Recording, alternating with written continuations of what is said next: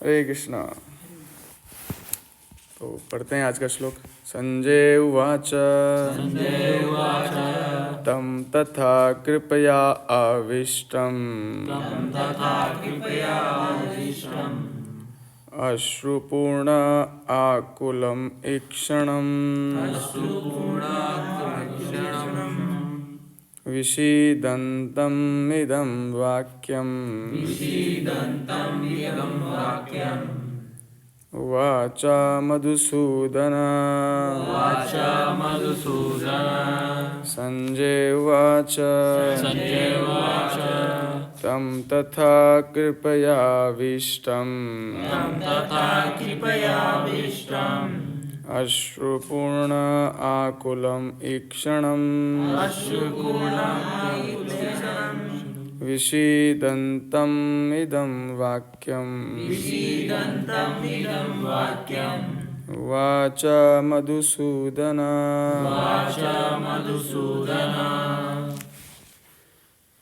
संजय ने कहा, करुणा से व्याप्त, शोक युक्त, अश्रुपूरित नेत्रों वाले अर्जुन को देखकर मधुसूदन कृष्ण ने ये शब्द कहे।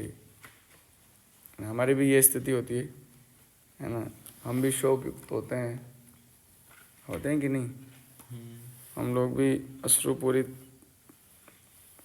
होते हैं कभी कभी, और करुणा, है ना, ये सारी समस्या रहती है। प्रभुपाद लिखते हैं, भौतिक पदार्थों के प्रति करुणा, शोक और अश्रु, ये सब असली आत्मा को न जानने के लक्षण हैं।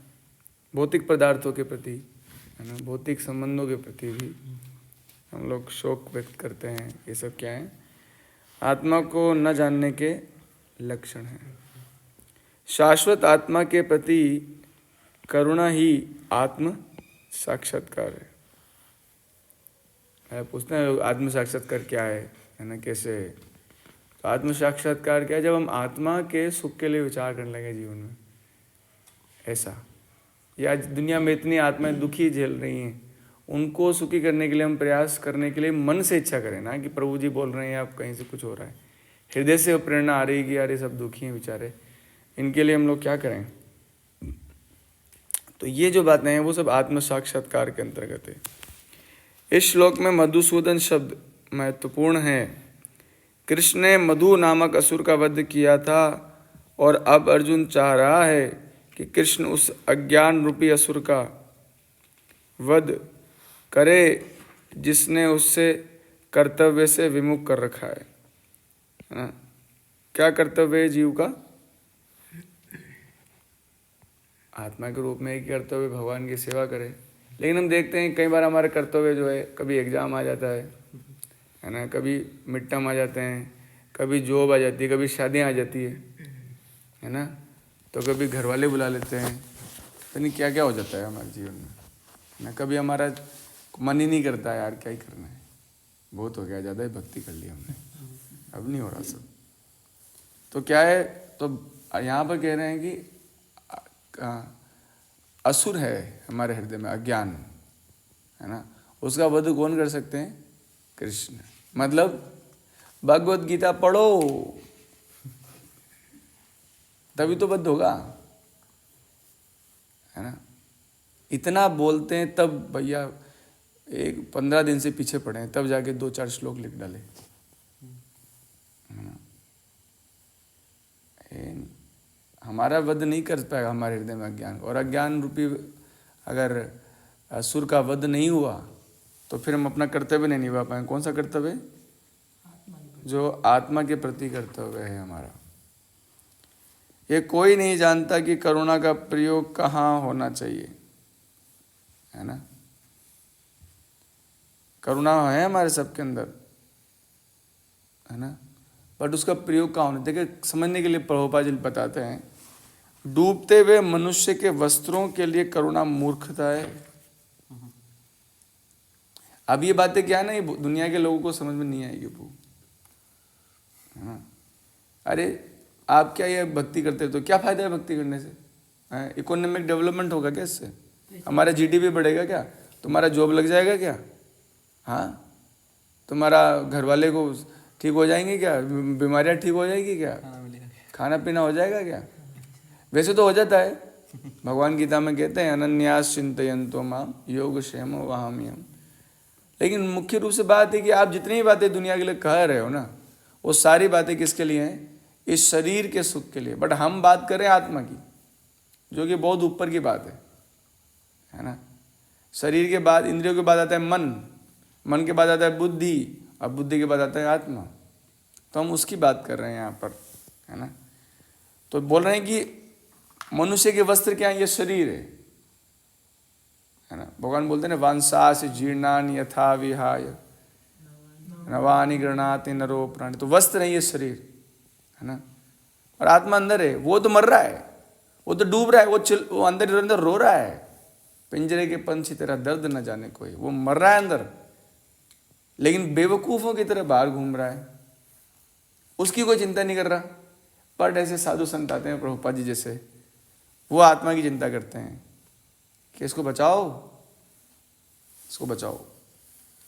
अज्ञान सागर में गिरे हुए मनुष्य को केवल उसके बाहरी पहनावे अर्थात स्थूल शरीर की रक्षा करके नहीं बचाया जा सकता।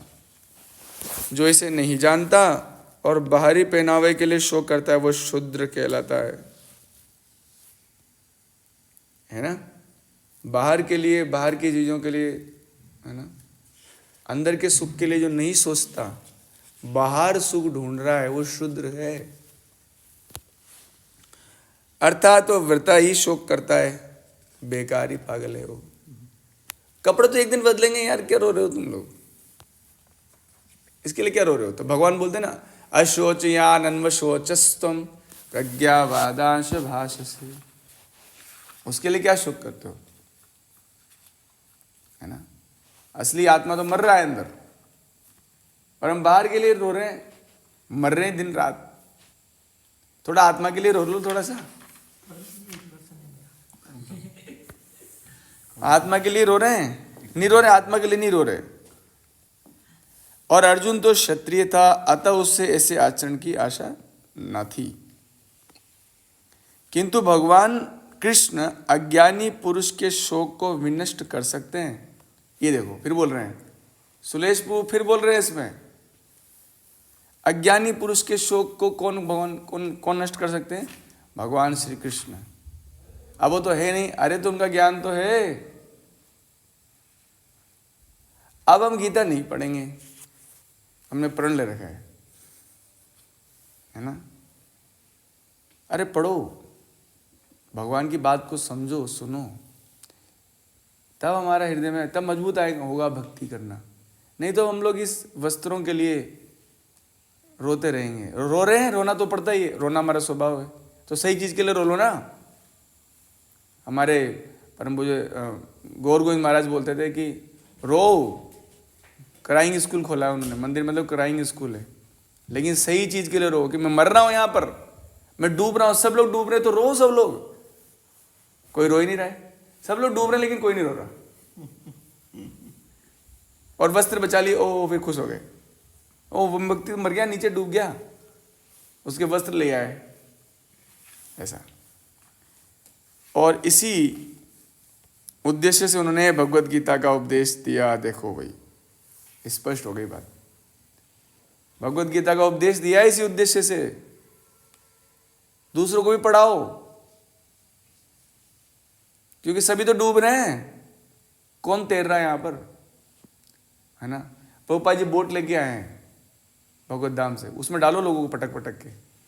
वो जाला होता है ना, एक जाला, ऐसे पकड़ो, जाला डाला, उसको उठा के फिर बोट में डाल दो, है ना। यह अध्याय हमें भौतिक शरीर आत्मा के वैश्विक अध्ययन द्वारा आत्म साक्षात्कार का उपदेश देता है। आत्म साक्षात्कार का उपदेश देगा ये दूसरा अध्याय, इसलिए तो गीता का सार कहा गया। गीता का सार यही कि हमें शरीर नहीं है, बट इस शरीर सिर्फ बोलने से नहीं होता है कि अब शरीर नहीं है। वास्तव में आत्मा के हित के लिए प्रयास करना चाहिए, आत्मा के हित के लिए चिंतन करना चाहिए, और आत्मा कल्याण कैसा होगा इसके ऊपर कुछ करना चाहिए। हॉस्टल जाना चाहिए, वहाँ लोग डूब रहे हैं, उनको बचाना चाहिए, वो बोलते हैं रक्षक होने चाहिए, BSF है ना, बेस सिक्योरिटी फोर्स है ना। कुछ बचाओ उन लोगों को, माया के समुद्र में डूबे जा रहे हैं, बिल्कुल गहरे जा रहे हैं।